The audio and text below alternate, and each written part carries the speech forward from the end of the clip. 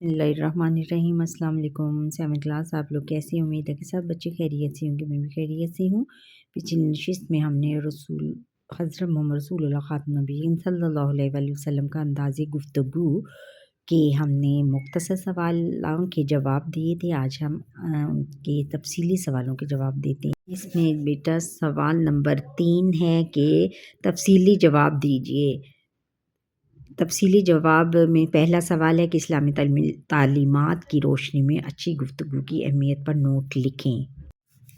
इसका जवाब बच्चों ये है। शॉर्ट लॉन्ग क्वेश्चन नंबर 1 का यहाँ से स्टार्ट होता है कि हमने क्या करना है कि इस्लामी तालीमात के मुताबिक गुफ्तगू करने का जो अंदाज़ है उस पर हमने बहस करनी है। अल्लाह ताला ने इंसान को बोलने की ताकत अता की है, यहाँ से स्टार्ट करना है।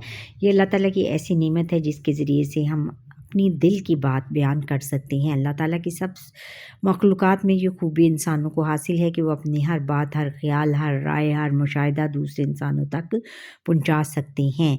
कि यानी सिर्फ़ इंसान को ही अल्लाह ताला ने ज़बान अता की है कि वो हर बात लोगों तक कन्वे कर सकता है। और अल्लाह ताला ने इंसान को ज़बान दी और ज़बान ही बोलने का एक अच्छा ज़रिया है और ताकत है।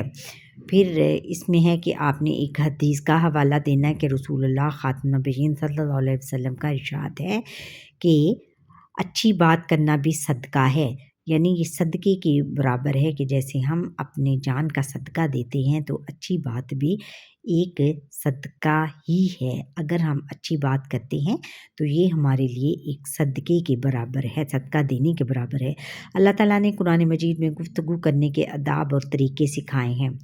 आदाब और तरीक़े यानी उसके कोई कवानीन हैं, यानी हमें बात किस तरह करनी चाहिए और किस तरीके से करनी चाहिए। अल्लाह ताला ने कुरान मजीद में सीधी और साफ बात करने का हुक्म दिया है। इरशाद बारी ताला है, तर्जुमा, ए ईमान वालो अल्लाह की नाफरमानी से डरो और बिल्कुल सीधी सच्ची बात कहो। अल्लाह की नाफरमानी यानी अगर हम इसमें अल्लाह ताला ने वाज़ेह ये किया है कि अगर हम बात जो है गोल मोल करेंगे या किसी पर जो बात वाज़ेह नहीं कर सकेंगे, उनको कन्वे सही तरह से नहीं उसका तक पहुंचा सकेंगे या उसकी समझ के मुताबिक नहीं कर सकेंगे तो ये भी एक अल्लाह ताला की नाफरमानी में शामिल हो जाएगा।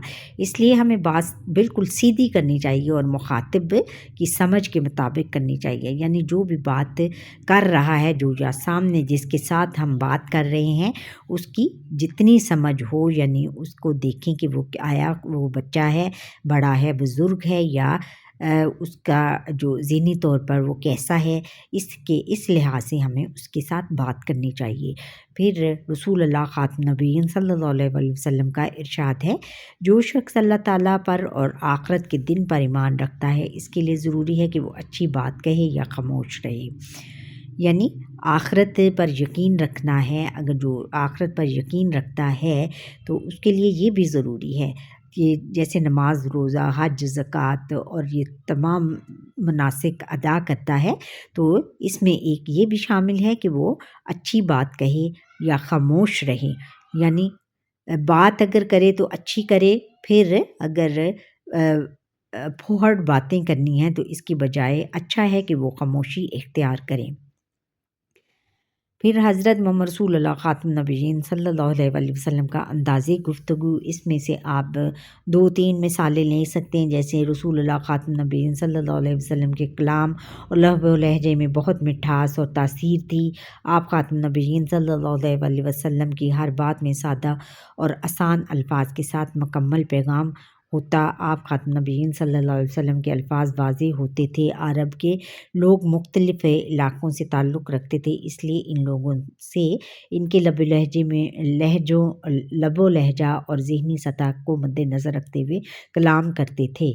ज़हनी सतह को भी मद्देनज़र रखते हुए कलाम करते थे। यानी कोई बच्चा है तो उसके ज़हन ज़ाहिर है बच्चों जैसी बात, फिर वो बच्चों के साथ बच्चे बन जाते थे, जवानों के साथ जवान, बुज़ुर्गों के साथ बुज़ुर्ग बन के उनके साथ अपनी गुफ्तगू کا انداز اختیار کرتے تھے، یعنی ان کے ساتھ ایسی بات چیت کرتے تھے کہ جو ان کی سمجھ میں آ جائے۔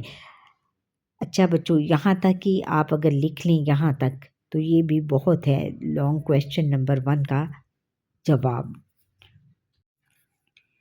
پھر لانگ کویشچن نمبر 2 کا جواب ہے کہ رسول اللہ خاتم النبیین صلی اللہ علیہ وسلم کے انداز گفتگو کی تفصیلات بیان کریں۔ اس میں بچوں آپ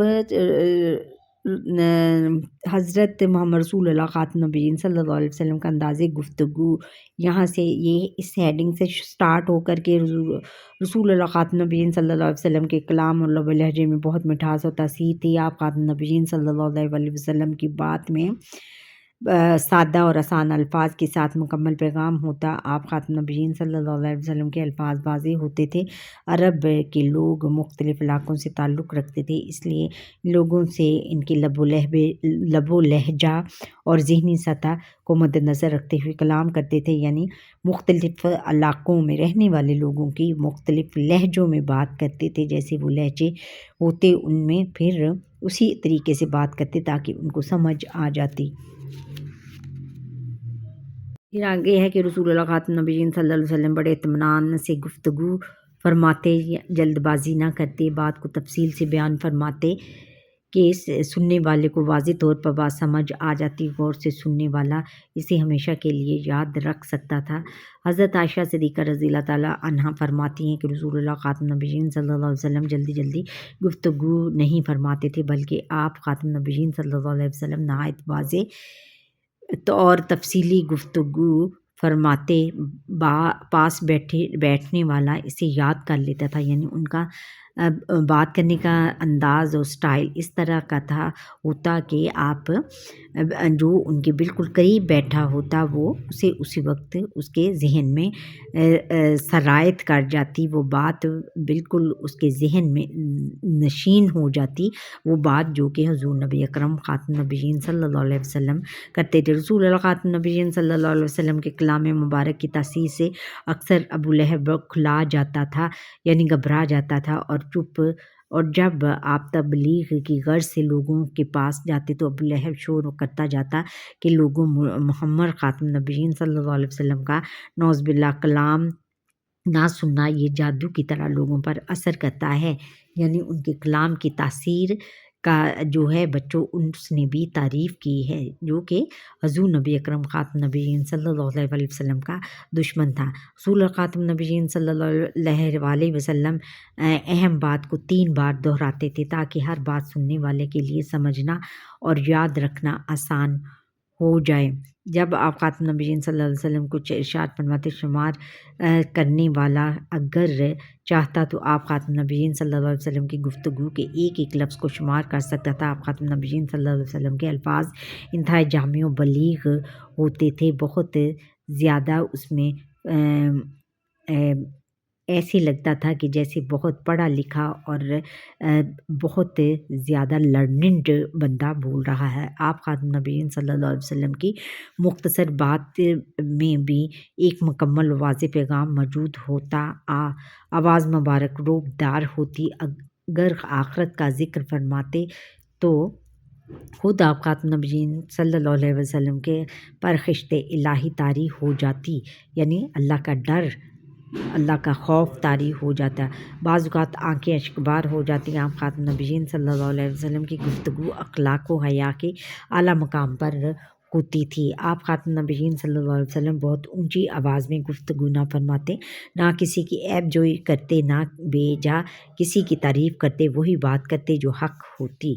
یہاں تک بھی آپ لکھ سکتے ہیں اگر آپ چاہیں تو، جتنا آپ کو یاد ہو، یا اس کو ایک دفعہ بچوں پڑھ کر اور جو آپ کو زبانی ہو اس کو اپنے الفاظ میں آپ لکھ سکتے ہیں۔